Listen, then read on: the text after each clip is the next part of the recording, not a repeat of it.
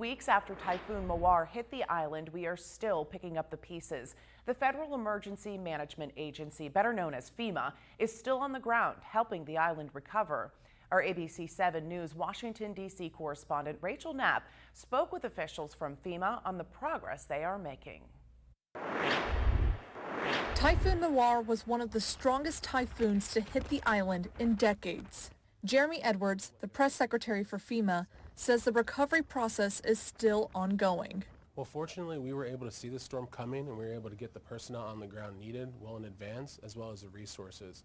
One example of that is that we had over 4 times the amount of food and water stored in our warehouses than we had during the last typhoon that hit in 2018.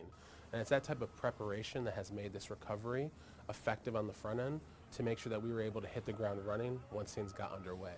Now, at first, airports were down. It took a little bit of time to get some of those commercial flights back in, but we had folks there, and as of today, we have about, I want to say, 390 FEMA personnel on the ground helping. FEMA says they are working with their whole federal family.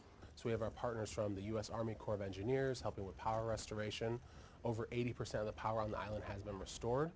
We have our friends at HHS helping with health-related things. We have our friends at EPA helping with testing things like water. And we also here at FEMA have provided over $10 million in assistance to individuals who have been affected by this disaster. FEMA says not every disaster is the same and recoveries can take a long time, but they are reassuring people that they will stay in Guam for as long as it takes.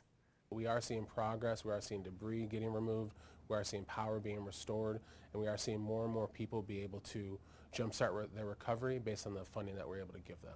In Washington, D.C., Rachel Knapp reporting for ABC 7 News.